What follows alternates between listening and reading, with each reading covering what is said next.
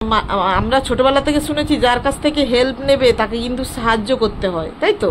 আমরা তো এটাই শুনে এসেছি, কারুর কাছ থেকে হেল্প নিলে তাকেও তোমাকে সাহায্য করতে হবে, এরকম একটা বাণী তো আমরা জানি, বাবা মারা শিখিয়েছে। কিন্তু দেখুন, আমি কিন্তু সেদিন করতে পারিনি কোনো হেল্প, তার জন্য আমার মনে মনে খুব খারাপ লেগেছিল। কীরকম হেল্প দেখুন, একটা ছোট্ট ঘটনা যেটা আমার সাথে ঘটেছে, এরকম হয়তো প্রচুর মানুষের সঙ্গে ঘটেছে, বেশ কিছুদিন আগে হঠাৎ মনে পড়ে গেল এখন, সেই জন্য গল্পটা শেয়ার করছি। ছোট্ট গল্প নয়, মানে সত্যি যেটা ঘটেছে সেটাই, গল্পের মতো শুনতে লাগবে সেটাই।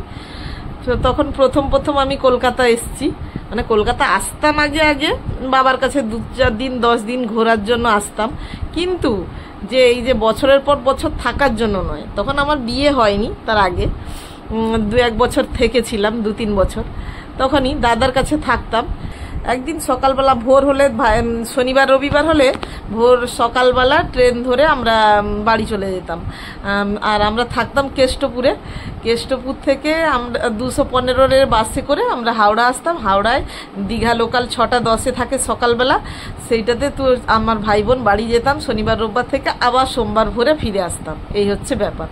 সেই যে যাচ্ছি, সেই 215-এর এতে বসছি, ঠান্ডা ঠান্ডা ওয়েদার, আর বাসের জানলাটা খোলা আছে। ভোর 5টার সময় বাস ধরেছি, মানে ভালোই ঠান্ডা ঠান্ডা লাগছে।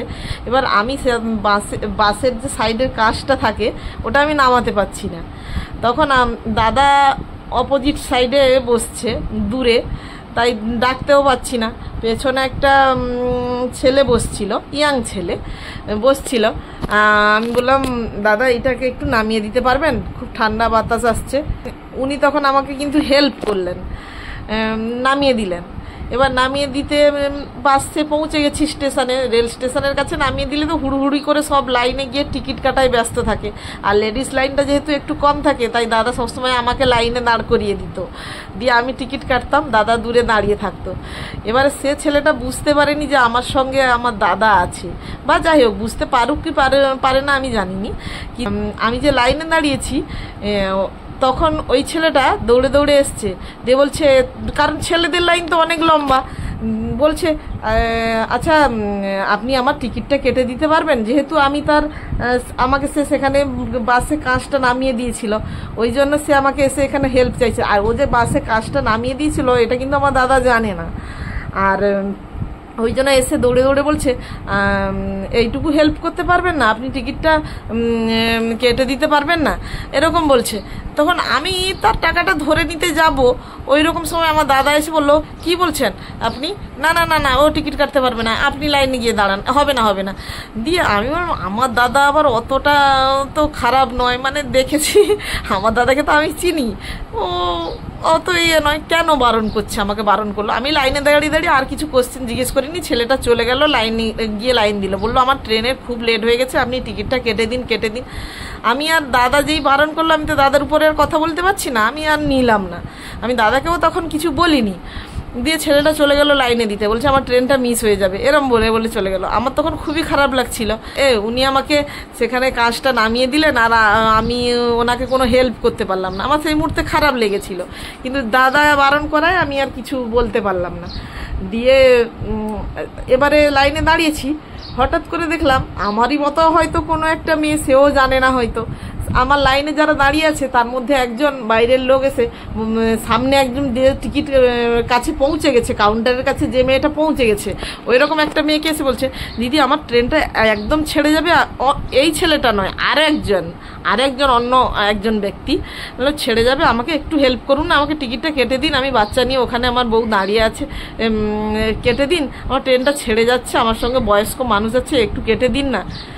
তখন ওই মেয়েটা কিন্তু ওনার কাছ থেকে টাকাটা নিয়ে তার টিকিটটা কেটে দিল। তার টিকিটটা যেই কেটে দিল, মেয়েটা তখন কি করলো, ওনাকে তার টিকিটটা দিয়ে দিল। তখন মেয়েটা তার নিজের টিকিট এবার কাটতে গেছে। তখন কাউন্টারে যিনি ছিলেন তিনি বলছে, আপনার টিকিট কাটা হয়ে গেছে, তখন আপনি এখানে লাইনে দাঁড়িয়ে কি করছেন, আপনি সাইড হন, আপনার হয়ে গেছে, আপনার আর আমি দিতে পারবো না, আর টিকিট দিতে পারবো না। তখনই আমার মাথায় খেলাটা এলো যে আমার দাদা আমাকে কেন বারণ করেছিল। কারণ কাউন্টারে তো আমি তো 2 জায়গার টিকিট কাটতে পারবো না, কারণ আমি হয়তো একটা জায়গারই টিকিট কাটতে পারবো। আমার তখনই মাথায় এলো যে কাউন্টারে যিনি বসে আছেন উনি কিন্তু ওনাকে সরিয়ে দিলেন দেখলাম। তখন মেয়েটা কতক্ষণ থেকে লাইনে দাঁড়িয়েছিল, আগে ওই ভদ্রলোকের টিকিট কেটে দিল, নিজের টিকিটই পেলো না। আর এই জন্যই আমার দাদা বারণ করেছিল। তখনই আমার মনে এলো যে যা, মেয়েটা তার নিজের টিকিটই পেলো না, আমিও হয়তো কেটে দিলে এইরকমই হতো। এরকম একটা দাদা হয়তো জানে, কারণ দাদা তো বহু বছর আসতে যাচ্ছে আর আমি জানি না, ওই জন্য আমার নতুন একটা অভিজ্ঞতা, মানে পথে চলতে চলতে কত নতুন অভিজ্ঞতার সম্মুখীন হয়। তখন একরকম অভিজ্ঞতা নিয়েছিলাম এইসব ধীরে ধীরে ধীরে দিনের পর দিন আসতে যেতে রাস্তায়। তার আগে আমি ভাবতে পারতাম না যে আমি একা একা কলকাতা কোনো দিন আসতে পারবো, যেতে পারবো, কিন্তু ধীরে ধীরে সেটা সহজ হয়ে গেছিলো সেই রকম। আর আবার এখন সংসারের আবার এই জার্নিটা আবার আলাদা, এর আবার অন্যরকম শিক্ষা। সেই দিনের কথাটা আমার আজকে হঠাৎ করে মনে পড়ে গেল বসতে বসতে, যে কত জার্নি, কত কিছু আমার ছেলে মেয়েকে শেখানোর বাকি আছে, ধীরে ধীরে তারাও শিখবে, জানবে।